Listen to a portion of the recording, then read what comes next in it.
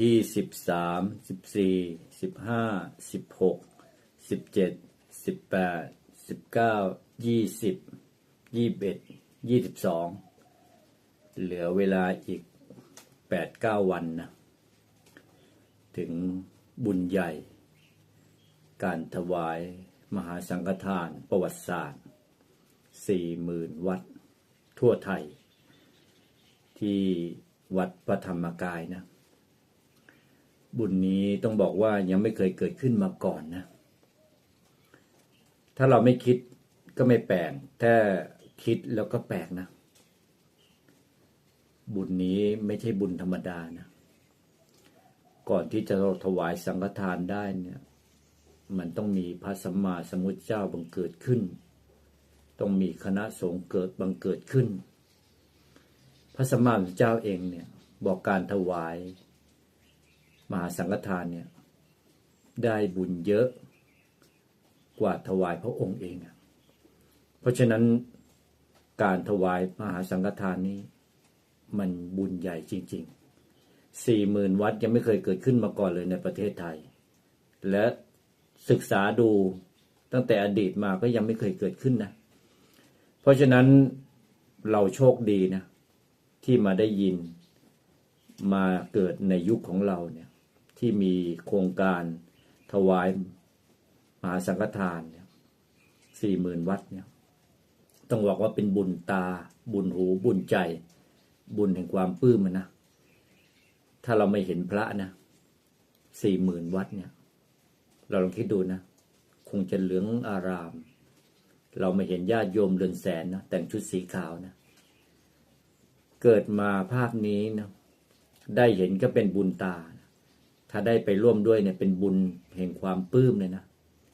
เกิดมาชาตินี้ต้องบอกว่าคุ้มเลยได้ถวายทีเดียว 40,000 วัดเนี่ยเราซื้อบ้านซื้อรถซื้ออย่างอื่นเนี่ย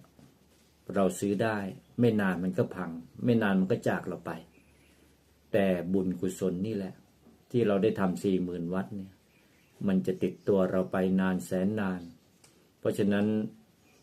แข่งรถแข่งเรือพายแข่งได้แข่งบุญแข่งวาสนาแข่งกันไม่ได้ก็อยู่ตรงนี้แหละเพราะฉะนั้นอยากมีบุญนะเนาะก็ต้องไปทำบุญนะ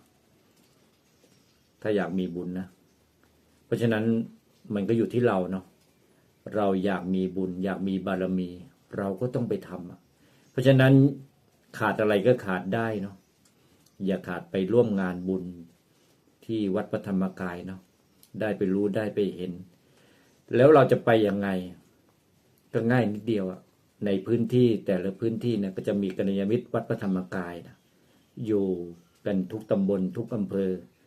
ทุกจังหวัดเราสามารถไปติดต่อร่วมเดินทางได้นะแต่ต้องรีบติดต่อเลยนะเพราะตอนนี้แต่ละรถแต่ละคันนั้นต้องบอกว่าเต็มกันเกือบหมดแล้วเพราะใครๆก็อยากไปเนาะเป็นบรรยากาศที่หาได้ยากในชีวิตเพราะฉะนั้นใครอยากไปร่วมงานเนาะก็ไปติดต่อกัลยาณมิตรวัดพระธรรมกายเนาะในทุกตำบลทุกอำเภอที่มีอยู่หรือศูนย์เครือข่ายสาขาก็สามารถไปร่วมได้หรือจะติดตามห้อยตามพระในวัดนั้นๆวัดใกล้ๆที่ถูกนิมนต์ไปก็สามารถติดต่อนะติดตามห้อยตามไปร่วมงานบุญได้เพราะฉะนั้นก็ขาดอะไรก็ขาดได้เนาะบุญใหญ่ๆอย่างนี้มันเกิดขึ้นได้ยากจริงๆมันเป็นโอกาสของชีวิตนะถ้าเราต้องบอกว่ามีบุญพอสมควรที่ได้มาได้ยินได้ฟังเรื่องการถวายมหาสังฆทานยิ่งใหญ่ 40,000 วัดทั่วไทยเนาะก็ขอให้เราได้บุญกันทุกท่านกันแล้วกันสำหรับท่านที่ไปไม่ได้จริงๆก็ยังไงเนาะ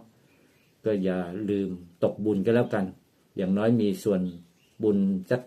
วัดละ1 สตางค์วัดละบาทเนาะก็แล้วแต่เราตามกำลังแต่ยังไงถ้าพูดถึง 40,000 วัดเราก็มีส่วนในบุญยังไงอย่าขาดบุญก็แล้วกันถ้าเราไปทำบุญแต่ละวัดเนี่ยต้องใช้ 40,000 วันเนี่ยวันละวัดนะ 40,000 วันเราก็ชีวิตเราก็คงไม่ทันเพราะฉะนั้นมาครั้งนี้ครั้งเดียวเนี่ยถวายที่เดียว